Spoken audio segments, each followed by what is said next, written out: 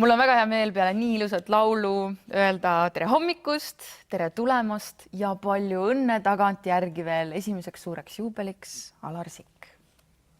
Tervist, aitäh. 50-aastane olete te nüüd siis peale 4. jaanuari. Missugune teie suur sünnipäevasoov oli? No, et ikka tervist jätkuks.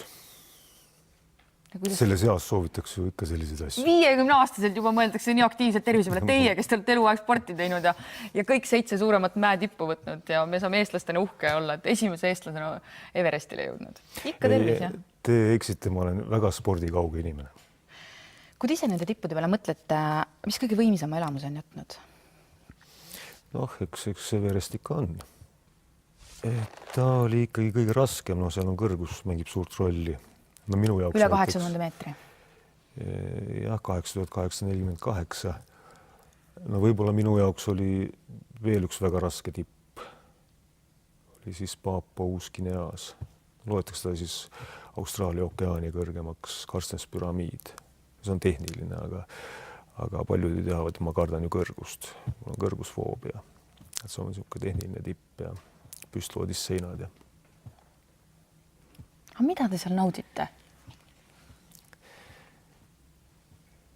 Naudid seda elu, mis pärast seda tuleb. Sa oled saanud sealt ikkagi mingisuguse võrdluse. Siis sa oled uuesti õppinud lugu pidama nendest asjadest, mis tunduvad iga päev elus täiesti tavalised ja sa ei oskagi neist enam lugu pidada. Seal tuleb see lugupidamine igapäevaste heade asjade vastu tagasi. Aga seal midagi eriti nautida nüüd küll ei ole. See on kogu aeg see pikk ja pisike pingutus. Hästi pikaajaline ja kogu aeg on sul mingisugune jama kaelas. Kogu aeg sihukeste pisikeste jamadega kogu aeg võitlema. Et see iseenesest midagi erilist ei ole, aga kui nagu sellest üle oled, siis pole seal tegelikult nii hull midagi, nagu te arvate. Te olete öelnud ühe väga huvitava lause, et mägedesse ei minda tippe vallutama. Ma olen teisi alati hoiatanud just selle sportliku mõtlemise eest mägedes, et kui sa nüüd eesmärgi püstitad, et siis tuleb see iga hinna eest saavutada. Ma ei pea seda päris õigeks. Et kui mägedes, kui mägi ikkagi lase tippu minna ja seal on torm või mida iganes, laviinid, asjad, siis ei soovita nagu minna. No. Missugused kõige hullemad asjad teil on mäel, mis on juhtunud ja mis on teid tõsiselt proovile pannud? No, kõige hullem, mis minuga juhtus, oli Joojul. Ma sain 2 insulti jutti. No see oli ka pigem nagu oma lollus. Ma ei joonud. Ma olen kuidagi niimoodi harjunud, et ma käimise ajal ei joo. Et siis ei pea nagu vett ühes vedama. Ja ma olin juba mingi 7-8 tundi vist kõndinud seal 7000 peal ja eks joonud midagi olnud, veri paks, mingi tükk jäi kuhugi aiu kinni. Nii saadki selle asja. Mis teid päästis? Mis mind päästis? Päästis see, et mul oli kaasas üks sõber Peep ka. Ilma temata ma ilmselt ei oleks sealt välja tulnud. Ja kuidagi ikka sain jalad alla niimoodi, et ära ma sealt kuidagi tulin. Ja.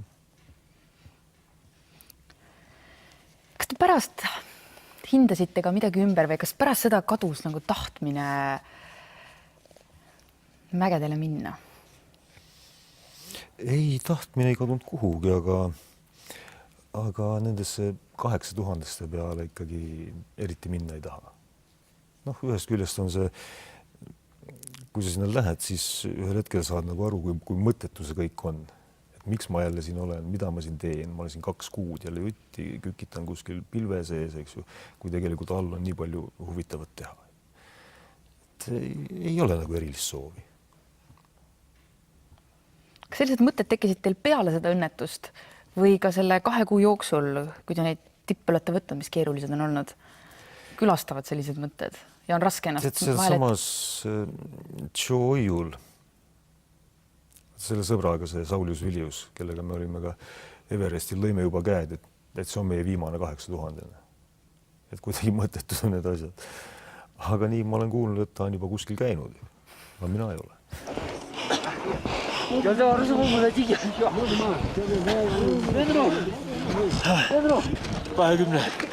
Teisel mail.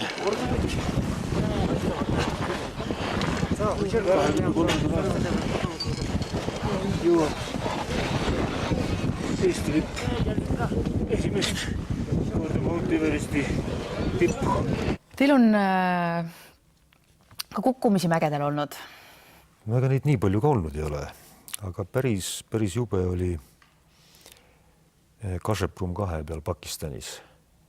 Ja siis me olimegi kadunud Tarmo Rigaga kahekesi köies ja mina kukkusin sisse, tema hoidis. Ja mul olid kõik ronimisasjad olid kotis, kott oli seljas, ma ei saanud neid kätte. Mina ei olnud võimeline sealt välja tulema ja tema ei olnud võimeline mind välja tõmbama. Mis rippusime seal mingi 20 minutit või. Ja asi lahenes lihtsalt. Teised jõudsid kalt kohale, just kambaga tõmbasid mind välja. Aga niisugused küllalt ebameeldivad kogemused. Te mainisite ka Tarmo Riga nime ja tema koos Janega ja Allan Valge on need 3 alpinisti, kes tegelikult Peruust tagasi ei tulnud. Selle asja teine pool, mille tõi välja Õhtuleht, on vestlus, mis toimus Allan Valge ja Jaan Künnapi alpinismiklubi vahel, kus Allan ütles kohe eos, et need on konkreetsed reeglid, mida tema kavatseb eirata ja alpinism peab olema ka vaba vaimu ja julgust. Kas selline suhtumine ei tundu kummaline? Ei, absoluutselt ei tundu minu jaoks kummaline. Tähendab, selle õnnetuse puhul minu isiklik arvamus on see, et seal ei teinud mitte keegi mitte mingisugust viga. Nii lihtsalt läks. Mina ütleks selle peale. Vahepeal juhtubki niimoodi ja ongi kõik. Vigu seal ei tehtud. Ma tean väga hästi, kui kogenud alpinistid olid Tarmo Riga või Allan Valge, eks ju. Nad teavad väga hästi, kus kasutada köisi, mida köitega tegema üldse peab. Neil on need asjad selged, eks ju. Aga mis puudutab nüüd seda vestlust, eks ju. See on niisugune omavaheline kerge lõõpimine, eks ju. Samas, jah, loomulikult on turvaline, kui kõik niisugused punktid on täidetud. Aga teisest küljest, kust need punktid pärit on kõik, eks ju. Need on tegelikult Nõukogude Liidu alpinismi niisugused julgeolekupunktid, eks ju. Aga ei tasu arvata, et nüüd Nõukogude Liidus inimese elu oleks eriliselt väärtustatud. Eesküljest muidugi oli ka tegu ohutusega. Aga vaba maailm ka sellel ajal käitus ikkagi küllaltki vabalt. Neid soolotõuse, neid võib ju, kui natuke uurid, neid on küllaltki palju sellel ajal, kui meil oli siin Nõukogude Liit, eks ju. Ja tehti igasugu asju. Ja selles mõttes ma olen Allan Valge poolt täiesti, et tal on paljuski õigus. Jah, vaba hing ja tahab teeb, mis tahab, eks ju. Ohutusega jah, on väiksed probleemid, aga vaba maailm käitus täpselt nii. Ja nagu ta seal vist ka mainis, et tegelikult parimad ja kuulsamad tõusud on tehtud just üksiküritajate poolt ja see on täiesti õige.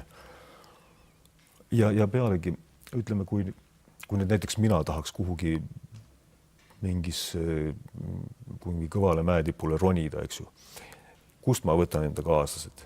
Mul ei ole siit mitte kuskilt võtta, ütleme, kes on selle raskuskategooria teinud ja on sellist gruppi juhtinud ja mul ei ole neid mitte kuskilt võtta. Sellepärast, et sa leiad inimese kaaslaseks endale, jah, üks ei saa teda tundma, hea küll ma tunnen teda, äkki tal ei ole raha, eks ju. Või kui tal on raha, äkki tal ei ole aega. Ja kust ma võtan need inimesed ja kõiki neid punkte täita? See ei ole võimalik. Siis on 2 varianti, kas sa üldse ei lähe. Või siis lähed ja eiradki neid reegleid. Kas see lõhedesse kukkumine on ikka selline prognoosimatu asi, et kus need lõhed on või kas nad kannavad või mitte või kuidas neid ületada, on ikkagi veidikene ka selline õnne küsimus? jah, see on tõesti prognoosimatu, sest mitte kunagi keegi ei tea, mis seal selle lume ja jääkihi all on, missugune see lõhe üldse on, kas ta on alt kitsenev, kas ta on alt laienev, kui kaugele ta ulatub. Ja kuskil artiklus on ära toodud, et jääsild, eks ju. Meie kujutame teda võib-olla või teie kujutate teda hoopis ette mingisuguse sillana, nagu meil ütleme, läheb üle jõe või. Tegelikult see ei ole üldse nähtav, mis alumine osa, mis seal üldse toimub. Ütleme, kui vaadata, et siin on just see maapind, eks ju, ja see lõhe võib olla ju niimoodi minna, eks ju. Et me ei tea, kui kaugele need servad ulatuvad, kui tühisid alt on, kas siin on mingid pragusid kõrva pealt, kust võib midagi variseda, me ei tea seda. Ja ütleme, et kõik alpinistid Eestis, kes on kuskil käinud, ütleme, liustikel, tõesti, nad on käinud tipus ära, tulnud alla, mitte midagi pole olnud. Tegelikult nad ei tea, kus nad tegelikult on üle käinud. Me ei tea, mis seal all toimub. Nad vaatavad, et jah, päris ohutu ja päris mõnus. Aga mis seal all toimub? Seda ei kujuta keegi ette, eks. Ja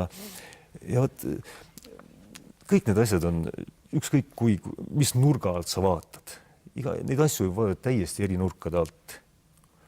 Et hea küll, et loomulikult, kui sa oled liustikule, sa pead olema köies, eks ju. Et omavahel on köies, siis midagi ei juhtu. Aga võtame natuke ajaloost, lähme tagasi. Esimene Läti Everesti vallutaja Kirsis vist oli ta nimi. Selleks koos perega kukkus siis kuristikku, eks ju. No ta ronis Uus-Meremaal Mount Cooki. Kõigepealt kukkus tal poeg, see tõmbas kaasa naise ja lõpuks see tõmbas kaasa tema, eks ju. See oli nüüd see kord, kui köis tuli kahjuks. Me ei tea, kuidas võib kõik minna, eks ju. Need asjad juhtuvad ääretult äkki kõik. Jah, et Jaan Künnap ütleb, eks ju, tema klubi juhtlause on, et mäed vigu ei andesta. Väga õige, eks. Noh, tuletan jälle meelde Jaan Künnapi juhtimisel ekspeditsioon Hantengrile.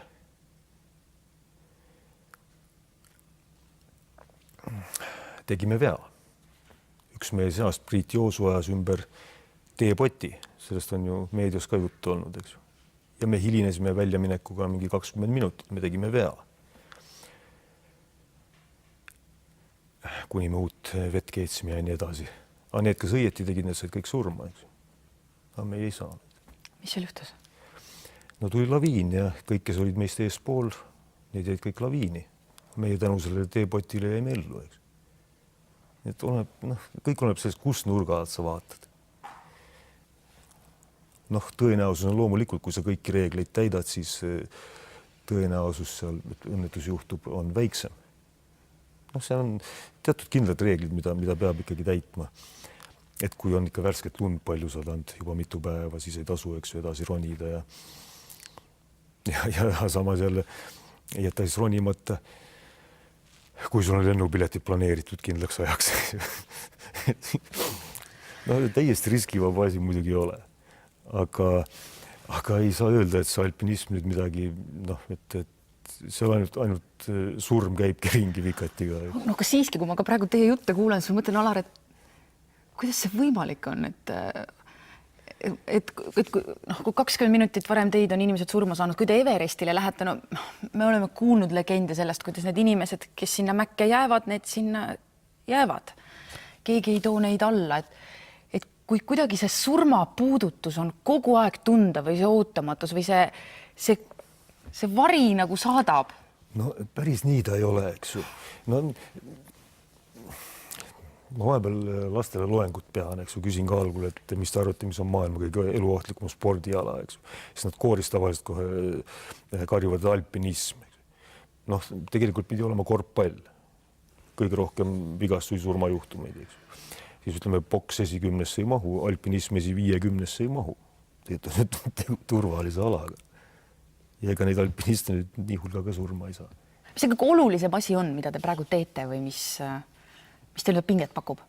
Ma tegelen oma igapäevase tööga. Ma töötan RMK-s, ma teen pikki matkaradu Eestis. ja loomulikult ma olen kogu aeg metsas ja ja looduses. kus kõige paremad rajad metsas on, kuhu te soovitate minna? No, neid on päris palju. Kas peki peal käite ka veel? Käin küll. No vot, see on niisugune kiire ja lõbus sutsakas, ütleme. 10 päeva Tallinnast Tallinnani ja teed ära, saad oma mäe kätte ja seda ma teen kogu aeg. Aitäh, mul on hea meel, et teil oli soov täna hommikul meie kohtumiseks ja palju õnne veel kord.